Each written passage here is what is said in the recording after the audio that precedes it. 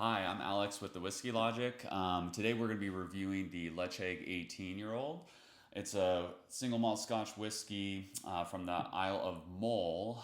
It's from the Tobermory distillery, and Ledaig is their peated line. This last year or two, I've really fallen in love with a lot of their offerings. I just think it's a great product. A lot of them are hard to get in my specific market here on the west coast of the United States. So you usually have to do some hunting online and in the UK for these bottles. However, in terms of the actual spec for them and all of that, they're generally pretty well priced for what you're getting in the whiskey.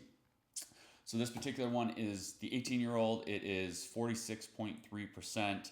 It's non-chill filtered, and from what I understand, no coloring is added to the whiskey. 16 years of this is in ex-bourbon casks, while the other two are in sherry. So let's go ahead and crack this open. In terms of 18-year whiskeys, it's pretty fairly priced. Even buying this particular one, kind of messed this up, from the UK, it ended up being around $150. Which is quite cheap for most 18-year-old offerings that are kind of to this kind of craft caliber. And so we'll take a look here. Fresh pop, got a nice little cork sound. And there we go. So we've got this really, really nice kind of rich, dark color to it, especially for just a 2-year finish in sherry casks. On the nose, it's quite peated on the nose on a fresh crack, but really sweet as well. Kind of like a really, really sweet peat. It is an island whiskey, so it's not from Islay, but actually if you were giving this to me on the nose blind, I would almost guess it's something of like of an Ardbeg type of peat. It's got a bit of a medicinal nose to it. A lot of Ledaig is actually quite funky on the nose, and even though I love their whiskeys, I'm not usually particularly a fan of the nose. But this one's really, really nice. It's kind of like rich cinnamon, raisins, very fruity, and then a little bit of that just char smoke and brine. But it really stands out in the glass. As soon as you pour this, you can smell the peat. Really, really refined, really nice. Let's take a sip on the palate. Really nice and sweet, really balanced, actually up front.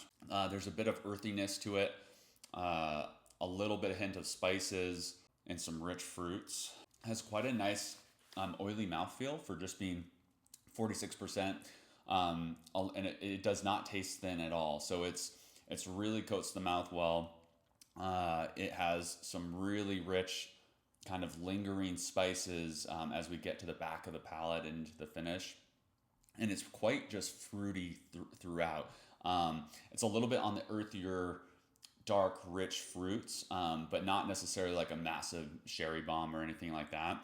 It's just a really well integrated whiskey. And kind of from the nose from this, the nose through the palate, it is pretty stable throughout. So what you're getting with those kind of earthy, smoky, fruity flavors on the front end, it kind of lingers throughout. Sometimes the nose and the palate are going to change quite a bit from each other. It's quite nice, really, really nice. This is really a hard one in terms of I remember going through that first bottle relatively quickly because it was a whiskey I kept wanting to go back to, especially for an 18-year-old for the price of what it was at. It's quite a good value. All right.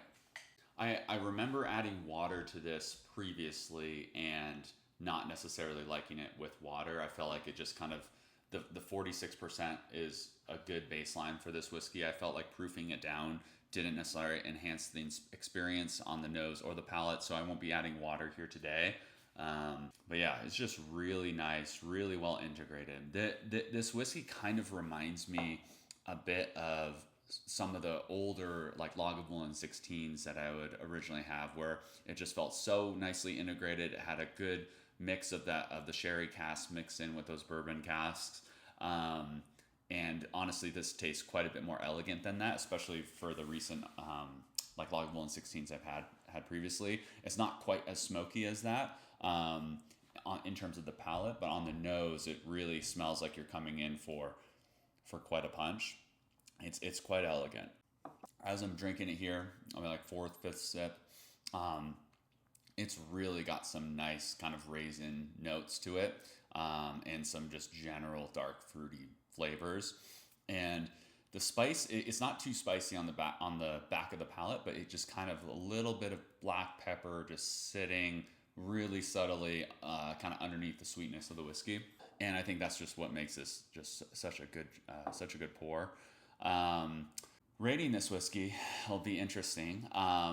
It is funny because this is probably Ledaig's most integrated product in terms of it's just so kind of so steady throughout the entire drinking experience, whereas some of the other offerings that I'll probably be reviewing in future videos are super punchy on the nose, super funky. You have no idea what you're about to get into. And then with the flavor, it's usually something completely different from what you're getting on the nose. And so it's kind of this unique experience. But where with this, it's just kind of, it's total elegance. For an 18-year whiskey, I don't know if you can really ask for much more, especially at the price point. If you're looking at some of the other, in quotes, elegant whiskeys, your Macallans, Glendronachs, even anything else from Isla in this range, you're looking at $300-400 versus, around $150-200 depending in your market, or if you're getting it overseas. So I just think it's an exceptional value. It is a full craft whiskey.